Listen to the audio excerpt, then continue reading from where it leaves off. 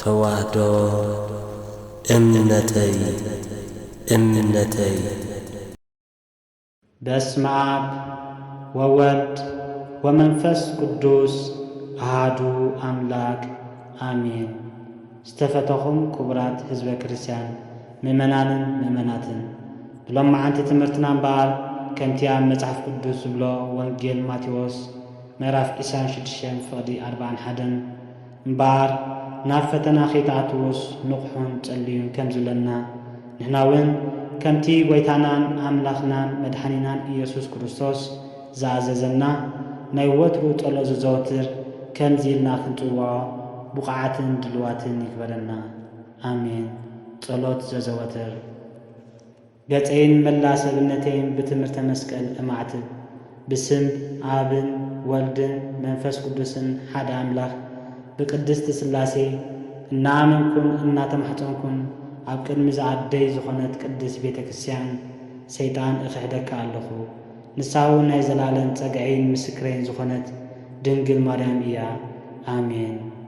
ኦ ጐይታ ነመስግነካን ነኽብረካን ኣለና፣ ንባርኸካን ንእመነካን ኣለና። ኦ ጐይታ ንልምነካን ነማልደልካን ኣለና። ኦ ጐይታ ንግዛእካን ንቅዱስ ስምካ እውን ነገልግልን ኣለና። ኩሉ ብርኪ ዝሰግደልካ ንሰግደልካ ኣለና። ናይ ኩሉ ልሳን እውን ዝግዛእልካ ጐይታ ንግዛእካ ኣለና። ናይ ኣማልኽቲ ኣምላኽ ንስኻ ኢኻ። ናይ ጐይቶት ጐይታ ናይ ነገሥታት ንጉሥ ንስኻ ኢኻ። ናይ ኩሉ ስጋን ናይ ኩሉ ነፍስን ኣምላኽ ንስኻ ኢኻ። ቅዱስ ወድኻ ንስኻትኩምሲ ክትጽልዩ ከለኹም ከም ዝበሉ እናበለ ከም ዝመሃረና ከምዚ ኢልና ንጽዋዓካ ኣለና። ኣብ ሰማያት እትነብር ኣቦና ስምካ ይቀደስ፣ መንግሥትኻ ትምጻእ፣ ፍቓድካ ከምቲ ኣብ ሰማይ ከምኡውን ኣብ ምድሪ ይኹን። ናይ ዕለት እንጀራና ሎሚ ሃበና፣ ንሕና ንዝበደሉና በደሎም ከም ዝሓደግናሎም በደልናን ኣበሳናን ሕደገልና፣ ካብ ክፉእ ኣድሕነና እምበር ኣብ ፈተነ ኣይተእትወና። መንግሥትን ሓይልን ክብርን ዘለዓለም ናትካ እሞ ኣሜን። ኦ እግዝእትየ ማርያም ብናይ ቅዱስ ገብርኤል መልኣኽ ሰላምታ ሰላም እብለኪ ኣለኹ። ብሕልናኺ ድንግል ኢኺ፣ ብስጋኺ እውን ድንግል ኢኺ። ኣደ እግዚኣብሔር ጸባዖት ጐይታ ሰራዊት ሰላም እብለኪ ኣለኹ። ንስኺ ካብ ኣንስቲ ብርኽቲ ኢኺ፣ ፍረ ከርስኹም ብሩኽ እዩ።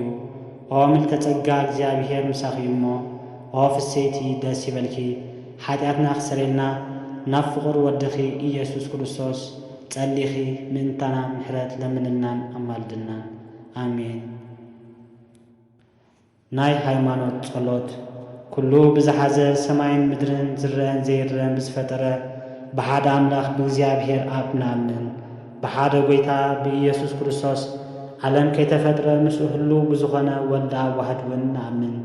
ካብ ብርሃን ዝተረኽበ ብርሃን፣ ካብ ሓቀኛ ኣምላኽ ዝተረኽበ ኣምላኽ፣ ዝተወልደ እምበር ፍጡር ዘይኮነ ብመለኮቱ ምስ ኣብ ማዕረ ዝኾነ ኩሉ ብኡ ዝተፈጥረ ብዘይኩ ግና ኣብዚ ምድሪ ዘሎ ይኹን ወይስ ኣብ ሰማይ ዘሎ ምንም ዝተፈጥረ የልቦን። ምእንታና ምእንቲ ሰብ ምእንቲ ምድሓና ካብ ሰማያት ዝወረደ ብመንፈስ ቅዱስ ካብ ቅድስቲ ድንግል ማርያም ሥጋ ለበሰ፣ ሰብ ኮነ። ሰብ ኮይኑ ድማ ብዘመነ ጴንጤናዊ ጲላጦስ ምእንታና ተሰቕለ፣ ሓመመ፣ መከራ መስቀል ተቐበለ፣ ሞተ፣ ተቐብረ። ኣብ ቅዱሳት መጻሕፍቲ ከም ዝተጻሕፈ ኣብ ሳልሳይ መዓልቲ ካብ ሙታን ተፈልዩ ተንሥአ፣ ብኽብሪ ናብ ሰማያት ዓረገ፣ ኣብ የማን ኣቦኡ ተቐመጠ። ከም ብሓድሽ ንሕያዋንን ምዉታን ክፈርድ ብኽብሪ ክመጽእ እዩ። ንመንግሥቱ እውን መወዳእታ የብሉን። ጐይታን ምሕወይን ብዝኾነ ካብ ኣብ ብዝሰረጸ መንፈስ ቅዱስ ንኣምን፣ ምስ ኣብን ወልድን ንሰግደሉን ነመስግኖን። ብነቢያት ዝተናገረ እዩ። ልዕሊ ኹሉ ናይ ሐዋርያት ጉባኤ ብዝኾነት ብሓንቲ ቅድስቲ ቤተ ክርስቲያን ንኣምን። ሓጢኣት ንምስትስራይ ብሓንቲ ጥምቀት እውን ንኣምን። ትንሣኤ ሙታን ዘለዓለም ዓለም ዝመጽእ ሕይወትን ተስፋ ንገብር ኣሜን።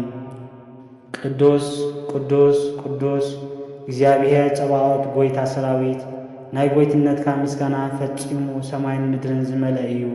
ኦ ክርስቶስ መጺኻ ኣድሒንካና ኢኻ እሞ ምስ መሓርን ሰማያውን ኣቦኻን መሕወይ ምዝኾነ ቅዱስ መንፈስካን ንሰግደልካ ኣለና። ንኣብ እሰግድ፣ ንወልድ እሰግድ፣ ንመንፈስ ቅዱስ እሰግድ፣ ሓንቲ ስግደት እሰግድ። ንአብ እሰግድ ንወልድ እሰግድ ንመንፈስ ቅዱስ እሰግድ ሓንቲ ስግደት እሰግድ ንአብ እሰግድ ንወልድ እሰግድ ንመንፈስ ቅዱስ እሰግድ ሓንቲ ስግደት እሰግድ ሓደ እንከለዉ ሰለስተ ሰለስተ እንከለዉ ሓደ ዝኾኑ ብኣካላት ሰለስተ ብመለኮት ሓደ እዮም ኣምላኽ ንዝወለደት ብስጋን ብሕልናን ብነፍስን ንጽሕትን ዝኾነት እግዝእትነ ድንግል ማርያም እሰግድ ብኽቡር ደሙ ዓለም ንምድሓን ዝተቐደሰ ንመስቀል ጐይታና ኢየሱስ ክርስቶስ እሰግድ መስቀል ሓይልና እዩ መስቀል ጽንዓትና እዩ መስቀል ቤዛዊና እዩ መስቀል መድሓኒ ነፍስና እዩ ኣይሁድ ከሓድዎ ንሕና ግን ኣመናዮም እቶም ዝኣመና ድማ ብሓይሊ መስቀሉ ድሓና ኣሜን ምስጋና ንኣብ ምስጋና ንወልድ ምስጋና ንመንፈስ ቅዱስ ይኹን ንኣብን ንወልድን ንመንፈስ ቅዱስን ምስጋና ይግብኦም ምስጋና ንኣብ ምስጋና ንወልድ ምስጋና ንመንፈስ ቅዱስ ይኹን ንኣብን ንወልድን ንመንፈስ ቅዱስን ምስጋና ይግብኦም ምስጋና ንኣብ ምስጋና ንወልድ ምስጋና ንመንፈስ ቅዱስ ይኹን ንኣብን ንወልድን ንመንፈስ ቅዱስን ምስጋና ይግብኦም ምስጋና ንእግዝእትነ ማርያም ድንግል ወላዲተ ኣምላኽ ይኹን ንእግዝእትነ ማርያም ድንግል ወላዲተ ኣምላኽ ምስጋና ይግባእ ምስጋና ንመስቀል ጐይታና ኢየሱስ ክርስቶስ ይኹን ንመስቀል ጐይታና ኢየሱስ ክርስቶስ ምስጋና ይግባእ ክርስቶስ ብምሕረቱ ይዘከረና ኣሜን ኣብ ዳግማይ ምጻቱ ኣየሕፍረና ኣሜን ስሙ ንምምስጋን የንቃሕና ኣሜን ኣብ ኣምልኾቱ የጽንዓና ኣሜን እግዝእትነ ማርያም ጸሎትና ኣዕርግልና ኣሜን ኃጢአትና እውን ኣስተስሪልና ኣሜን ኣብ ቅድሚ መንበሩ ንጐይታና ኣሜን ነዚ ሕብስቲ እዚ ንዘብልዓና ምሕረቱ ንዘላለም ይነብር እዩ ነዚ መስተ እውን ንዘስተየና ምሕረቱ ንዘላለም ይነብር እዩ መግብናን ክዳንናን ዘዳለወልና ምሕረቱ ንዘላለም ይነብር እዩ ኩሉ ኃጢአትና እውን ዝተዓገሰና ምሕረቱ ንዘላለም ይነብር እዩ ቅዱስ ስጉኡን ክቡር ደሙን ዝሃበና ምሕረቱ ንዘላለም ይነብር እዩ ክሳብ ዛ ሰዓት እዚኣ እውን ስለ ዘብጽሐና ምስጋና ይኹኖ ንልዑል እግዚኣብሔር ክብርን ምስጋናን ነቕርበሉ ከምኡውን ንወላዲቱ ድንግል ንመስቀሉ ክቡር ስም እግዚኣብሔር ኣምላኽና ብኹሉ ጊዜም ብኹሉ ሰዓትን ዝተመስገነ ይኹን ኣሜን ሰላም ንዓኺ እናሰገድና ንዓኺ ሰላምታ ንብለኪ ኦ ኣዴና ማርያም ካብ ሃዳናይ ኣራዊት ዲያብሎስ ከተድሕንና ንልምነኪ ናባኺ ንምሕፀንን ምንታ ኣዴኺ ሃናን ኣቦኺ ያቄምን ንማሕበርና ሎሚ ድንግል ባርኺ ጸሎት እግዝእትነ ማርያም ነፍሰይ ንእግዚኣብሔር ተዕብዮ መንፈሰይካ ብኣምላኺ በቲ መድሓነኒ ባህ ይብላ ወደት ባርዩ ርእዩ እሞ እነሆ ካብ ሕጂ ኩሎም ወለዶ ብፅእቲ ክብሉኒ እዮም እቲ ኩሉ ዝኽእል ዓበይቲ ነገራት ገይሩለ እዩ እሞ ስሙ ቅዱስ እዩ ምሕረቱ እውን ኣብቶም ዝፈርህዎን ውሉድ ወለዶ እዩ ብቕልጹሙ ስልጣኑ ሓይሉ ገበረ ንዕብያት ሓሳባት ልቦም በተነሎም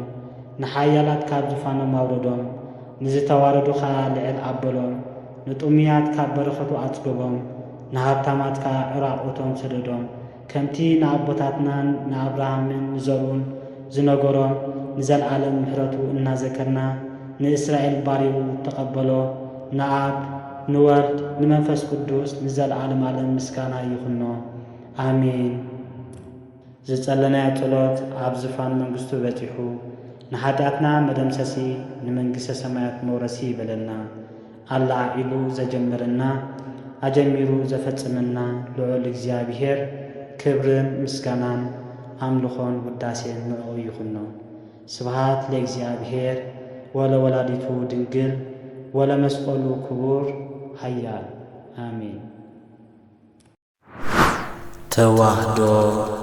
ተዋህዶ እምነተይ